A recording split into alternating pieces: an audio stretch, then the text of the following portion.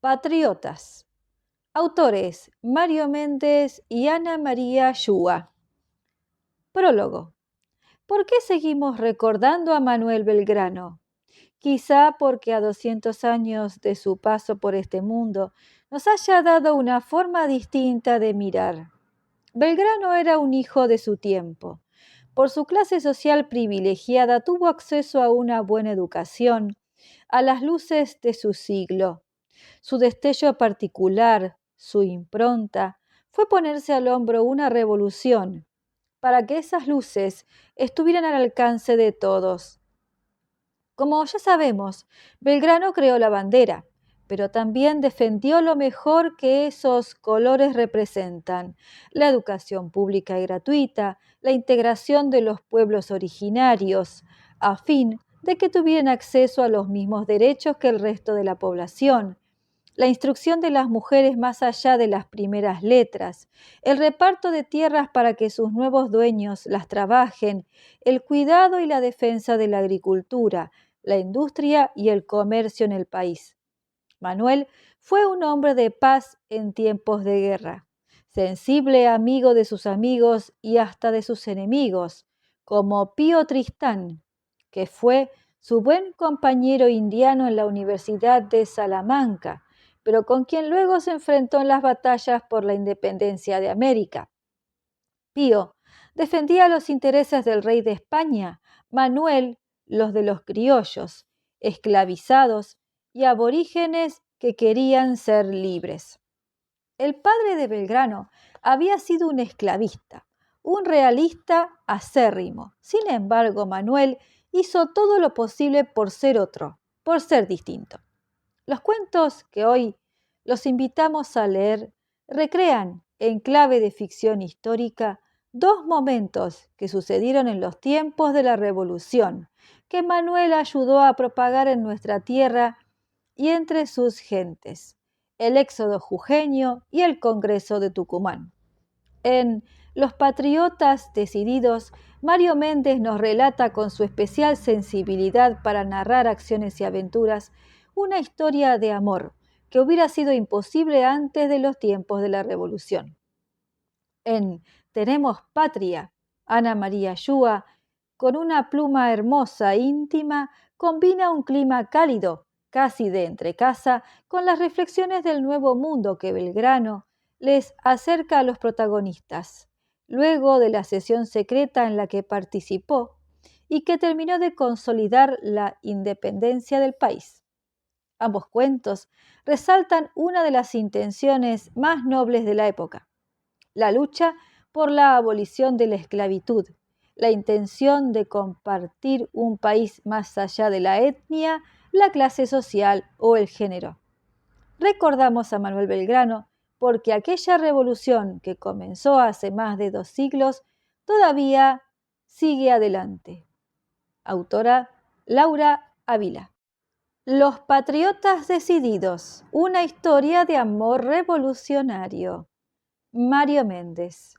1. Don Vicente Brizuela era un hombre curtido en los trabajos del campo. Sabía todo lo que un puestero debía saber. Arreaba las vacas del patrón por entre las quebradas y montañas de su Jujuy natal. Sabía domar un potro, marcar el ganado, herrar un caballo, sembrar, cosechar. Y si hacía falta podía defender la hacienda de la amenaza de los cuatreros, que no faltaban a punta de facón. El viejo Brizuela era el puestero de la hacienda La Paloma, era viudo y era también el orgulloso padre de 2 varones que se le parecían mucho, Juan y Esteban. A principios de 1804, cuando tuvo el accidente que le costó la vida tras la espantada de un caballo que lo tumbó contra unas rocas, su hijo mayor Juan tenía 17 años y Esteban 15. Después del breve velorio y del entierro bajo un árbol, el dueño de la hacienda, don Alcides Peñalba, los dejó a cargo del puesto. Ese era el legado de su padre. 3 años pasaron, sin novedad. Si les hubieran preguntado por su futuro, Juan y Esteban habrían respondido que vivirían en el puesto de la enorme hacienda durante mucho tiempo, quizá la vida entera. Sin embargo, una noche de 1807, todo empezó a cambiar. En un campo vecino se celebraba un casamiento al que los dos hermanos fueron invitados. Con sus ropas pobres, bien limpias y remendadas, las botas lustrosas y la excitación de su primera fiesta, los Brizuela llegaron al convite, y para cuando se fueron cerca del amanecer ya nada era igual. Juan se había enamorado de una de las primas de la novia y al poco tiempo empezó a cortejarla. Pasados unos 6 meses, le propuso casamiento, y Paulina, que así se llamaba la chica, aceptó de inmediato. Juan habló con su hermano. ¿Qué debían hacer? ¿Él y Paulina debían buscarse trabajo y vivienda en otro sitio? ¿O el menor debía dejar la casa paterna? Esteban no lo dudó. Era más joven y no tenía ningún compromiso, así que decidió partir. En la fiesta en la que Juan se había enamorado, Esteban había vislumbrado que había todo un mundo más allá de los límites de la paloma y quería conocerlo. Su hermano quedaría a cargo del puesto mientras él partía a la ciudad. Quería pasearse por las calles de San Salvador de Jujuy. Ya vería en su momento en qué trabajar. Voluntad no le faltaba, como tampoco ganas de aprender. 2. Durante un tiempo Esteban deambuló por Jujuy, Salta y Tucumán. Conchavado en distintas haciendas, hizo lo que sabía hacer desde niño, trabajos de campo. A fines de 1809 se sumó a un arreo que bajaba a Buenos Aires. Apenas llegado, se deslumbró con el movimiento de la gente en la Plaza Mayor y con las conversaciones que se cruzaban en las esquinas, aunque aún no lograba entenderlas del todo. Pero poco a poco fue comprendiendo que las cosas en el virreinato estaban cambiando. Cierta mañana caminaba distraído por una calle cercana a la plaza cuando chocó con un hombre de levita, un español que después lo supo era funcionario del cabildo. Esteban intentó una disculpa, pero el otro no se la permitió. «Gaucho andrajoso», le gritó. Al tropezar, el barro de la calle le había manchado las ropas inmaculadas y eso lo había enfurecido. Más sorprendido que intimidado, Esteban retrocedió. Entonces, envalentonado, el funcionario pretendió levantarle la mano. En ese momento, otro hombre, de grandes patillas y una levita tan elegante como la del español, se interpuso entre ambos. El joven le pidió disculpas. Lo golpeó sin ninguna intención. «Acéptelas y siga su camino. Ya no es tiempo de abusos el que estamos viviendo», le dijo el hombre de las patillas, mirándolo a los ojos. El español dudó. Por un momento Esteban pensó que sacaría un arma o intentaría golpear al entrometido, pero evidentemente no se animó a hacerlo, porque masculló unas frases ininteligibles y siguió su rumbo. Esteban volvió a sorprenderse. El hombre que había intercedido en su defensa se reía abiertamente. «No haga caso, mi amigo», le dijo cuando se le pasó la tentación extendiéndole la mano. «Manuel Belgrano, a sus órdenes. Los criollos ya nunca más tendremos que corrernos del camino». Esteban, todavía confuso, estrechó la mano que le tendían. Era la primera vez que alguien así, un señor a todas luces importante, lo trataba como a un igual, y no lo olvidaría nunca. 3. En Buenos Aires se estaba preparando la revolución y Esteban, que hasta unos meses atrás no sabía absolutamente nada de política, empezó a participar. Desde la mañana en la que el caballero criollo había intercedido por él, algo había cambiado en los sentimientos del gaucho jujeño. Ahora No se perdía las charlas en las que oía hablar de libertad, de independencia y de justicia, y se sentía conmovido. No lo dudó, él sería parte de la revolución en el lugar que hiciera falta. Esteban fue uno de los hombres que rondaron la plaza, a las órdenes de French y de Beruti, la mañana lluviosa del 25 de mayo de 1810. Y fue uno de los que más gritó, alborozado, cuando entre los miembros de la primera junta de gobierno reconoció a Belgrano, que saludaba desde un balcón. Transcurrido un tiempo, cuando supo que su admirado Belgrano conduciría al ejército que iba hacia el norte, hacia sus tierras, Esteban decidió alistarse. Llegados a Rosario fue testigo de un hecho que sería clave en la historia, aunque el joven jujeño no pudiera siquiera sospecharlo. Firme en las filas, el 27 de febrero de 1812, a orillas del Paraná, el soldado Brizuela asistió emocionado al primer izamiento de la bandera y aplaudió con todos sus compañeros cuando el general Belgrano enarboló la insignia celeste y blanca. Poco tiempo después, luego de un extenuante viaje, Esteban volvió a sus tierras como un soldado más del ejército del norte. Sentía grandes deseos de reunirse con su hermano, al que no veía desde hacía tanto, pero sabía que no era momento para pedir permisos. Sin embargo, en una escaramuza cerca del arroyo Las Piedras, un disparo lo hirió en el hombro y entonces sí fue licenciado hasta que la herida sanase. Esteban se dirigió a la hacienda donde había crecido.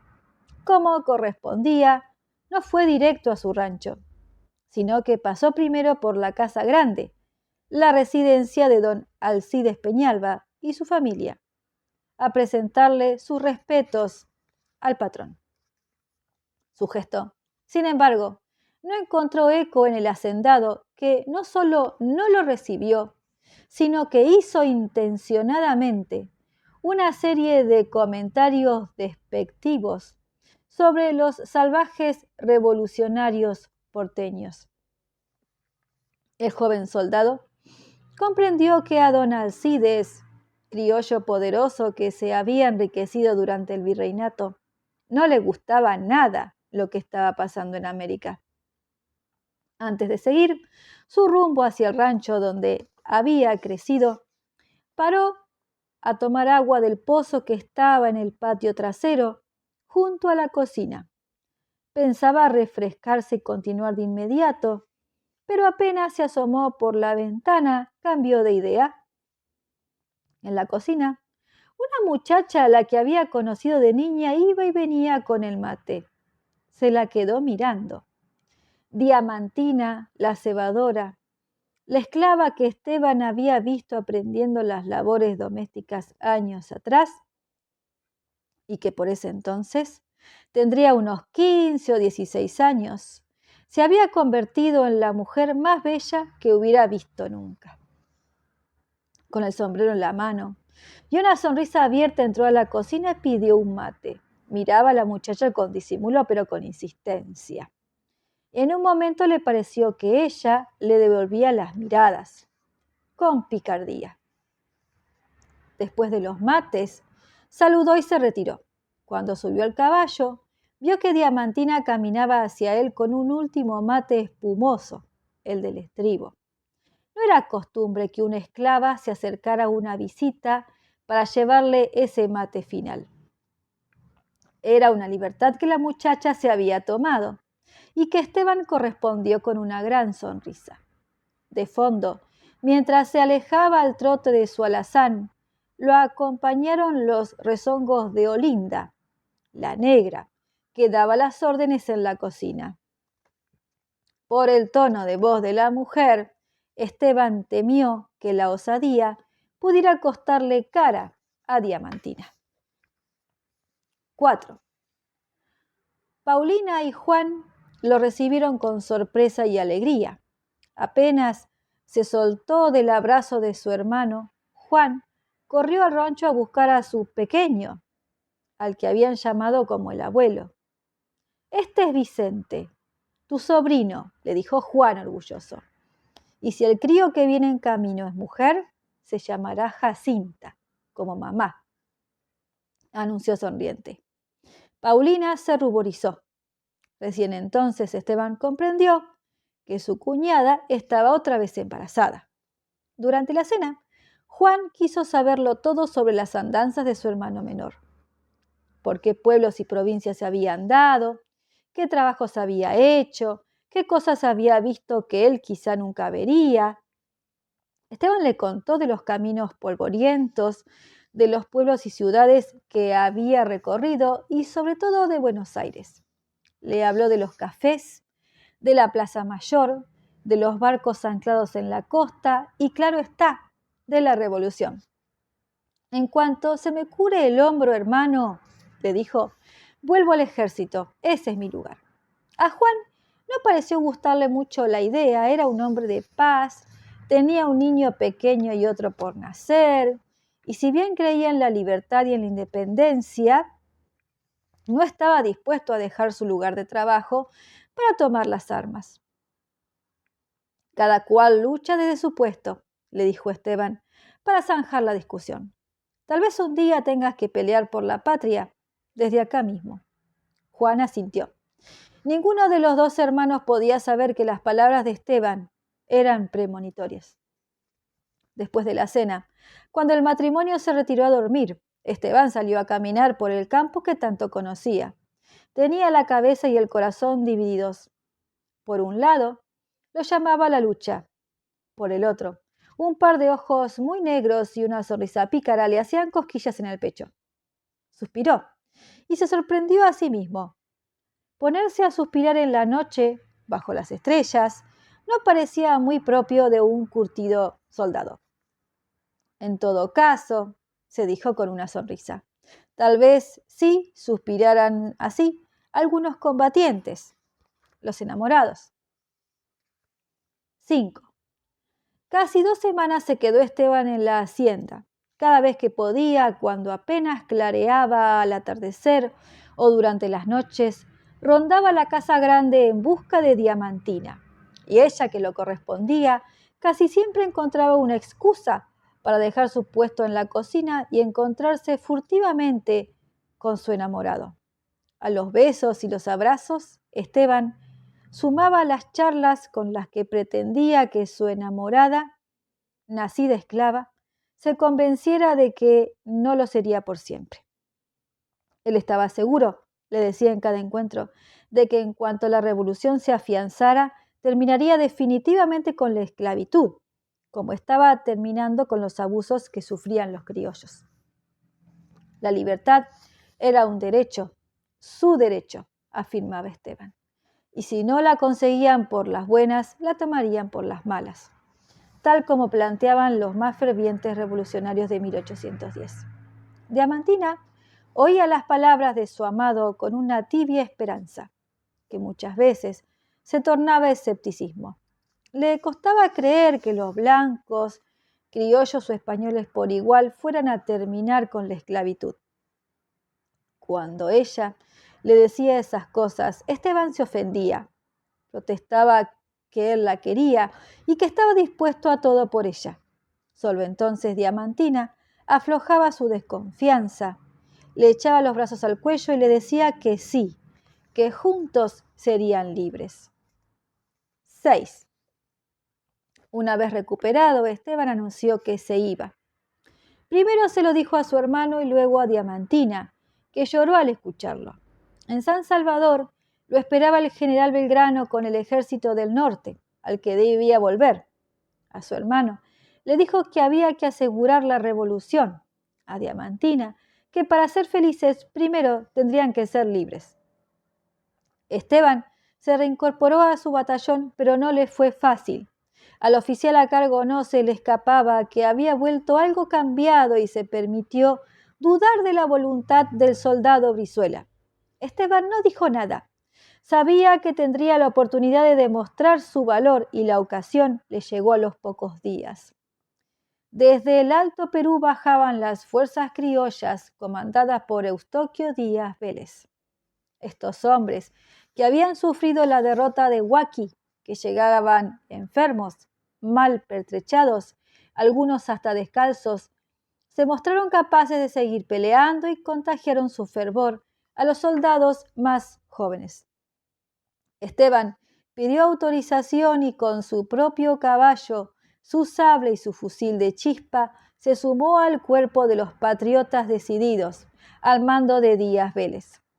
Por las noches en el camastro en el que dormía, dividía sus pensamientos entre el recuerdo de su enamorada y los sueños de libertad, para ella y para todos. Ya había intervenido en varias escaramuzas a las órdenes del valeroso Díaz Vélez. Los patriotas decididos hostigaban todo el tiempo a las avanzadas realistas y Esteban no dudaba del éxito, por más que las fuerzas españolas fueran mayores. 7. A pocos días de que se cumpliera el segundo aniversario de la Revolución, Esteban estaba en los cerros peleando junto a los patriotas decididos. Allí se enteró de que Belgrano estaba organizando, junto con el cura Gorriti, una misa extraordinaria. En la propia catedral de San Salvador, según se decía en voz baja, Belgrano haría bendecir la bandera celeste y blanca, la enseña que había creado para diferenciar a los patriotas de los españoles. Era todo un símbolo, y un gesto que a los jujeños, en su mayoría religiosos, los terminaría de convencer de que el general era el hombre adecuado para guiarlos. Esteban tenía por Belgrano una admiración absoluta. Estaba convencido de que ese hombre los conduciría a la victoria, aunque para eso tuvieran que sufrir. El 24 de mayo de 1812, tras una incursión en los cerros en la que los patriotas decididos hicieron retroceder a los españoles y les tomaron un cañón y una bandera, Esteban y sus compañeros entraron a la ciudad, que estaba convulsionada por la inminente misa. En uso de un día de Franco, el joven soldado decidió salir a caminar por la plaza para disfrutar así de un merecido descanso. De pronto, le pareció ver en una esquina una silueta inconfundible. Sorprendido, apuró el paso. Allí, con una sonrisa radiante, lo esperaba Diamantina. Aprovechando que los patrones de la Paloma habían huido hacia el norte, la esclava había decidido escapar de la hacienda. Como tantas mujeres, acompañaría a las tropas, las seguiría, pelearía con ellas. Un rato después, con Diamantina de la mano, Esteban se presentó ante el coronel Díaz Vélez. Muchos hombres los miraron con asombro. Se podía ser revolucionario, se podía luchar y morir por las nuevas ideas, pero todavía costaba mucho aceptar que un hombre blanco se paseara del brazo de una mujer negra. Si Díaz Vélez se sorprendió, supo disimularlo. Les dio la bienvenida y le dijo a Esteban que la nueva voluntaria podía pelear como la valiente Juana Azurduy, que ya era una leyenda en todo el norte, y como tantas otras. Al día siguiente, desde los últimos puestos de la catedral, Diamantina y Esteban, siempre de la mano, siguieron emocionados el momento solemne en que el general Belgrano presentaba la bandera al vicario Gorriti, para que éste la bendijera ante los aplausos emocionados de los jujeños. 8. Durante el tiempo de aprendizaje de Diamantina, tiempo de lucha y también de amor, los españoles que comandaba el general Pío Tristán se acercaban peligrosamente a la ciudad de Jujuy. Enterado de esta situación, el triunvirato que gobernaba desde Buenos Aires ordenó al ejército del norte que retrocediera hasta Córdoba, dejando tras de sí la tierra arrasada. Esteban, como tantos jujeños, escuchó acongojado la proclama de su general. Las casas debían abandonarse, los sembradíos que no pudieran ser cosechados y transportados debían ser incendiados, al igual que los bienes que la gente no pudiera llevarse. Los animales serían arriados, muchos de ellos por cientos. Morirían en el camino. 800 kilómetros separaban a Jujuy y a los jujeños del destino fijado, por el gobierno porteño. Sería una odisea y por eso, y a su pesar, Belgrano fue inflexible. Había que cumplir la orden y el que se negara sería fusilado. Durante el doloroso éxodo, los hermanos Brizuela se reunieron en la vieja casa paterna. Esteban le explicó a Juan cuál era la orden. Juan no dudó un instante. Reunió sus cosas en un carro, arrió los pocos animales que los Peñalba no se habían llevado, cosechó lo que pudo e incendió lo demás. Su mujer, con un embarazo muy avanzado, lo acompañó en el liderazgo. Esteban se sintió orgulloso de su hermano y más aún de Paulina, su cuñada. Frente al rancho, que quedaba vacío, los hermanos se fundieron en un abrazo.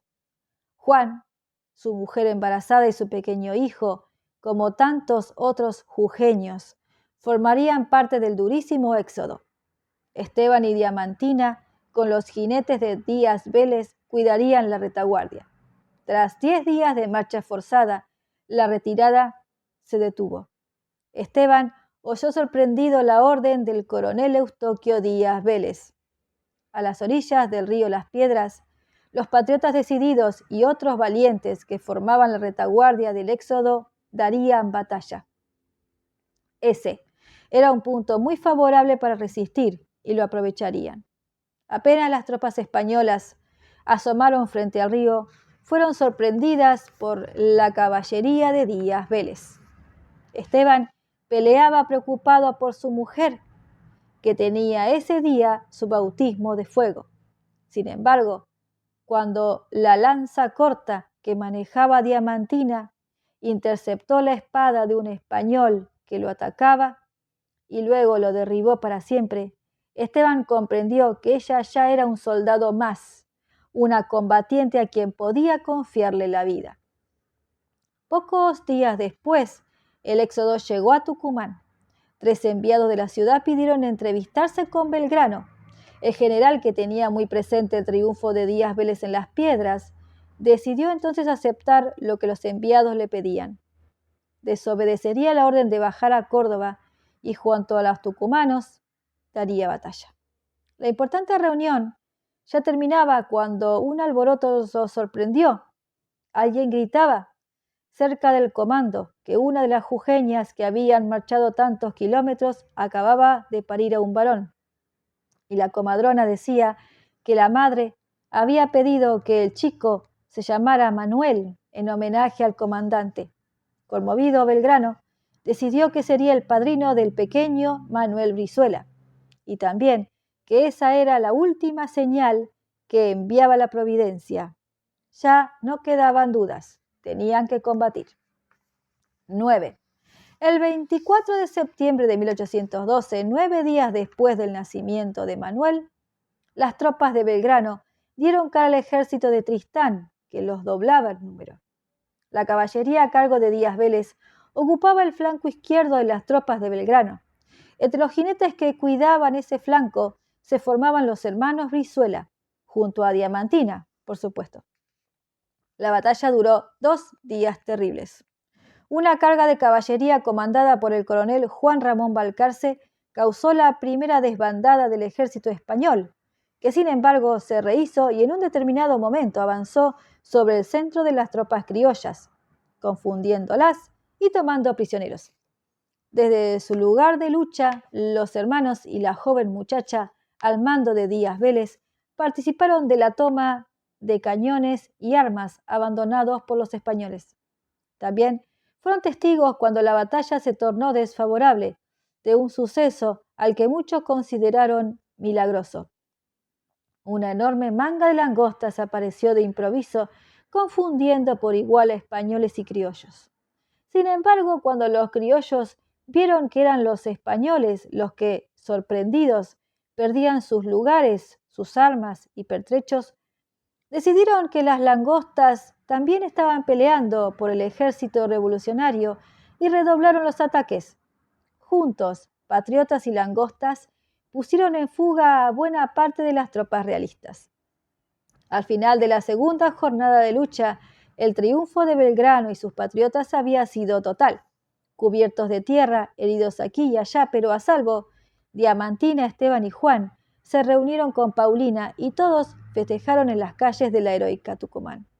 Ellos no podían saberlo, pero habían participado de la victoria más importante de la Guerra de la Independencia. 10. El triunfo de Tucumán modificó las cosas para todo el norte argentino, y no solo para el norte. En Buenos Aires, el primer triunvirato sería reemplazado por otro, y Belgrano y su gente recibirían el premio que más esperaban. Se había anulado la orden de seguir hacia el sur y, por el contrario, se la había cambiado por la de regresar hacia el norte, hacia el propio terruño a recuperar lo que habían abandonado. Los Brizuela y sus mujeres festejaron la noticia. Ellos, por supuesto, no tenían nada que ver con las decisiones que tomaban los gobernantes. Solo sabían de su sentimiento de libertad y del amor a su tierra. Volver a Jujuy como vencedores era una combinación perfecta de las dos cosas. No sería fácil, desde luego. Pasarían varios meses hasta que el ejército del norte llegara a Salta, donde una vez más se enfrentarían las tropas realistas, otra vez superiores en número y armamento.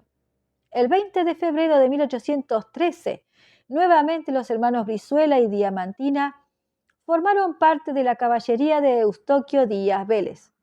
El coronel, segundo jefe de las fuerzas de Belgrano en la batalla, fue herido de un disparo apenas comenzada la contienda, pero no por eso dejó el campo. Su ejemplo alentó a todos los patriotas, que redoblaron los ataques. Una vez vencida la resistencia que Pío Tristán había organizado en torno al Cerro San Bernardo, las tropas criollas avanzaron sobre la ciudad, donde se habían refugiado los realistas. Los combates se sucedían en las calles. Fue allí donde Juan recibió un bayonetazo que le inutilizaría para siempre el brazo izquierdo y que al final de la batalla lo haría merecedor, de manos del propio Belgrano, de una medalla por su valor en combate, el último que pelearía.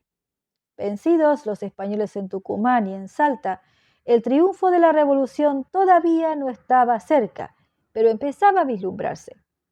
Díaz Vélez fue nombrado gobernador de Salta, y sus hombres y mujeres festejaron emocionados cuando el comandante ordenó que la bandera celeste y blanca flameara por primera vez en un balcón del cabildo de esa ciudad. Los Brizuela y sus mujeres, como todos los pobladores que habían abandonado sus casas y sus tierras en Jujuy, como los soldados que habían dejado sus vidas en Tucumán y en Salta, eran parte fundamental de ese momento. Si la bandera flameaba, era por y para ellos. Dispuestos a seguir luchando, Esteban y Diamantina se sumaron al cuerpo de pardos y morenos, y con ellos, al mando del coronel Superí, se mostraron dispuestos a seguir la marcha hacia el norte para consolidar la revolución en el Alto Perú. Sin embargo, antes de partir, Esteban Brizuela, con su diamantina del brazo, se atrevió a presentarse ante el vicario Gorriti en un momento en el que éste departía nada menos que con el general. El soldado Brizuela no había vuelto a hablar con él desde la lejana mañana del incidente en una calle porteña. Belgrano tal vez lo reconoció, porque lo animó con una amplia sonrisa. Esteban fue breve pero firme. Quería que el sacerdote los casara. Bajo la atenta mirada de Manuel Belgrano, sus dos soldados fueron casados en una breve ceremonia. Nunca antes, en las tierras que luchaban por su libertad, se había consumado un matrimonio semejante. Todos los integrantes del Ejército del Norte, empezando por Gorriti y por Belgrano, sabían que ese mismo año la Asamblea había dispuesto que los hijos de esclavos nacerían libres. Diamantina y Esteban lo sabían mejor que nadie. Tenemos patria. Ana María Shua. Para las empanadas no hay como la negra Eulogia, y ella lo sabe. Esta noche no es una noche cualquiera en la casa de los Guzmán Molina. y Eulogia también lo sabe. Por eso se esmera más que nunca y controla con ojo severo la conducta de las dos negritas, María y Jesusa, que trabajan bajo sus órdenes. Las muchachas cuchichean y se ríen. Ya quisieran ellas tener su mano para preparar la masa. La receta es fácil y la cocinera no la oculta. Se deshace en agua caliente, algo salada, un trocito de levadura. Y con esta agua, echándola poco a poco en el hueco central del montón de harina y revolviendo, se va formando una masa dura que se amasa hasta unirla toda. Entonces, mientras se soba, se le va echando grasa de chancho sacada del tocino frito y se la amasa más y más hasta que se vuelve suave y blanda. Después se la cubre con un mantel doblado y se la deja 1 hora. Es fácil decirlo, pero ¿qué manos saben sobar la masa como las manos de Eulogia? Es fácil decirlo, pero no hacerlo. Y claro que no es una noche cualquiera, es la noche del 9 de julio de 1816. Hoy ha sido un día de gloria para todos los que soñaban con la independencia de la patria. ¡Qué palabra rara! Patria. Es como si llenara la boca, piensa doña Tomasa, la joven esposa del abogado Guzmán Molina. Patria, una palabra tan nueva que hasta hace poco ni siquiera existía. 14 años tenía Tomasa cuando llegaron las increíbles noticias desde Buenos Aires, ese junio de 1810. Ahora es una mujer grande, ya con 6 años de casada y 2 niños, un varón y una chiquita que lleva su nombre. Los vecinos de Tucumán se han puesto de acuerdo en que el gran festejo para celebrar la independencia será el 25 de julio, pero esta noche, a pedido de su marido, ella prepara un convite en su casa, al que vendrán varios congresales. Entre ellos, Narciso Laprida, el representante de San Juan, a quien le ha tocado, qué afortunado, presidir la sesión histórica de hoy. Las deliberaciones han durado 9 horas y los hombres deberían estar agotados, pero ¿quién puede dormir en una noche así? Doña Tomasa le ha ordenado a la negra Eulogia que prepare empanadas como para 20 personas y que, por favor, no se olvide de armar una fuente aparte con algunas que no lleven aceitunas. Eso es algo muy, pero muy importante porque al señor Laprida no le gustan las aceitunas. A pesar de que se siente una mujer con tanta experiencia ya, a doña Tomasa con sus 20 años no le resulta fácil manejar a la negra Eulogia, pero en noches como esta, en que va a poder lucirse con sus empanadas, su locro, sus huevos quimbos y sus pastelitos de membrillo, está muy contenta de tenerla en su casa. En toda la ciudad de Tucumán, con sus 12 manzanas y sus 4 iglesias, nadie cocina como Eulogia. Mientras tanto, en la cocina Eulogia soba la masa como solo ella sabe hacerlo y las 2 chicas tratan de imitarla. Son tan jóvenes. Eulogia es casi una anciana, aunque gracias al trabajo constante en la cocina y en las tareas domésticas, todavía tiene fuerza en los brazos. Ella misma no está muy segura de cuántos años tiene, aunque ya de grande se preocupó por saber cuándo la entregó en Buenos Aires el barco negrero en el que vino desde el Congo. Lo pudo averiguar, porque fue justo el año de la gran inundación, y nunca se olvidó. Eulogia no sabe leer ni escribir, pero no se olvida de nada. Fue en 1771, ella era una niña, y se llamaba Aviva. A veces pronuncia en secreto su nombre africano, su nombre prohibido. Aviva, se dice a sí misma. Soy Aviva. Tampoco olvida el nombre de su madre que murió en el viaje terrible desde el Congo en un barco portugués. En la bodega se amontonaban negros de muchos pueblos y naciones. Su madre se llamaba Ngorogoro y la mató una enfermedad de la que se contagiaron muchos y que hizo maldecir en todas las lenguas al capitán portugués, que veía perderse su mercadería antes de llegar al punto de venta. Las negritas que trabajan con ella han nacido aquí, en estas provincias. No se imaginan la ventaja que es haberse criado ya ladinas, es decir, hablando el español. Ella era negra bozal cuando llegó al Río de la Plata. No hablaba más que su idioma africano. Después de que la vendieron, aprendió el español a fuerza de golpes en casa de sus amos, con ayuda de los otros esclavos. Tuvo suerte.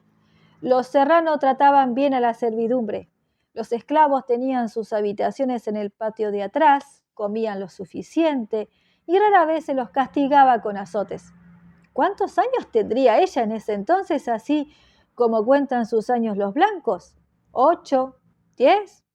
La cocinera de la casa, una negra yoruba, gorda y alegre, la tomó a su cargo y le enseñó lo primero que tenía que saber: el idioma español, la religión cristiana y a cebar mate, que fue su primer trabajo en esa casa. Con el tiempo la negra Carolina le tomó cariño y terminó por enseñarle también muchos secretos de cocina. Eulogia cree en Dios, cree en Jesucristo y en la Virgen María y se estremece al pensar que podría haber vivido toda su vida sin ser cristiana. Eso fue lo único bueno de ser esclava, piensa. Si se hubiera muerto sin convertirse en una católica creyente, podría haberse ido al infierno. Eulogia se imagina el infierno como la mismísima cocina en la que ella trabaja, con los diablos como cocineros. El infierno, piensa a veces, debe ser una eterna esclavitud. Los invitados todavía no llegaron. Esta noche la cena será más tarde que de costumbre. La dueña de casa acuesta a sus niños, una tarea que habitualmente le corresponde a la negrita María, pero no hoy, porque todas tienen que trabajar en la cocina. Los chiquitos están contentos y le piden a su mamá que les cuente un cuento. Esta noche, dice doña Tomasa, les voy a cantar una canción. Y les canta un par de estrofas de una canción nueva, que se ha puesto muy de moda en todos los salones, una canción que habla de la patria y de la libertad, y sin embargo es lo bastante suave y lenta como para ayudarlos a dormir. Se llama La Condición. Condición de Patricia, femenil condición, es sentir que por la patria late el amor. Condición de Patricio, varonil condición, es saber ser su fiel defensor. ¿Y cuando yo sea grande?, pregunta Rodrigo. ¿Voy a poder ir a pelear contra los españoles con el ejército del general San Martín? Cuando seas grande, mi vida, espero que ya no haga falta, suspira su mamá. A doña Tomasa le preocupa la suerte de su hermano Bernardo, tan joven y tan entusiasmado con la causa, que ha viajado a Mendoza para alistarse como oficial en el ejército que cruzará los Andes para liberar a Chile. ¡Qué locura! Tomasa trata de compartir la alegría y la emoción de su marido y de su hermano, pero a veces no deja de preguntarse por qué los hombres siempre tienen que matarse entre ellos. ¿Acaso no es una locura también haber decretado así nomás la independencia? Tomasa presenció muchas discusiones en su casa en los últimos días. No todos estaban de acuerdo en que fuera tan buena idea. Chile está en manos de los realistas. El ejército enemigo acecha desde el Alto Perú. ¡Ay, después de tantos fracasos militares! ¡Qué desastre! Brasil sigue siempre bajo la corona de Portugal. Y encima tienen ahora el problema del caudillo de la banda oriental, Artigas, que ha levantado a todo el litoral, provincias importantísimas que se negaron a mandar a sus representantes al Congreso. Pero otros pensaban al revés, que justamente era imprescindible decretar la independencia ahora mismo. Como bien había dicho la otra noche Belgrano, saboreando una de las empanadas de Eulogia. ¿Cómo nos van a tomar en serio en Europa si seguimos sin ser un país de verdad? Lo mismo piensa San Martín.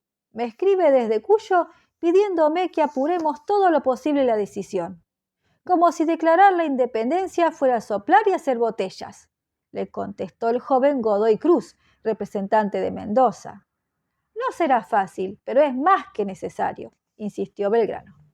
Los niños ya están dormidos y Tomasa le pide a su marido, que tiene muy buena memoria, que le repita las palabras con las que se declaró la independencia. Quiere estar al tanto de todo con el mayor detalle posible para poder seguir la conversación de sus invitados. José María estuvo allí en la mismísima casa donde se reúne el Congreso. Muchos tucumanos quisieron estar presentes. Por suerte, en la última refacción tiraron abajo una pared y en la sala caben más de 100 personas. José María sonríe comprensivamente. Su esposa es tan joven, parece tan ansiosa por quedar bien con los invitados. A sus 38 años, ella perdió algunos bríos de la juventud y ahora es un hombre maduro y reposado. Vuelve a repetirle lo mejor que puede las palabras con que se preguntó a los presentes si querían la libertad. ¿Quieren que las provincias de la Unión sean una nación libre e independiente de los reyes de España y su metrópoli? Y todos gritamos: sí, queremos. Fue increíble. Un grito que hizo temblar la casa. Te digo que se me hizo un nudo en la garganta, Tomasa. ¿Y quién preguntó? ¿Fue Laprida el presidente? No, fue Serrano, uno de los secretarios.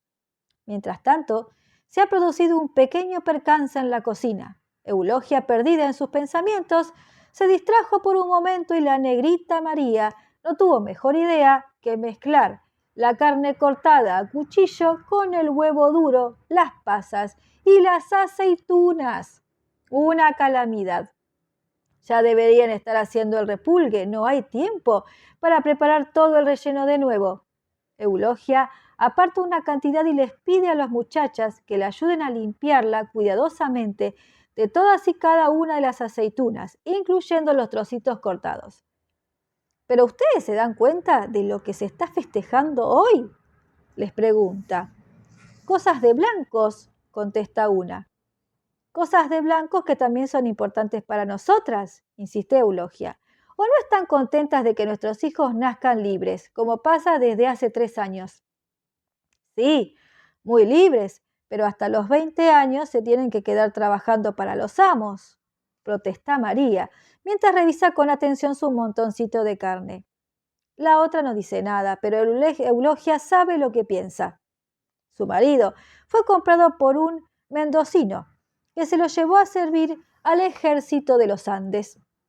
Después de 2 años de servicio, el negro Nepomuceno quedará en libertad. Su esposa, que tiene 15 años y un bebé nacido libre, no se atreve a sentirse feliz pensando en que su marido volverá como liberto. Por el momento, tiene mucho miedo de que muera en la guerra. Terminan de limpiar el relleno y se dedican al repulgue.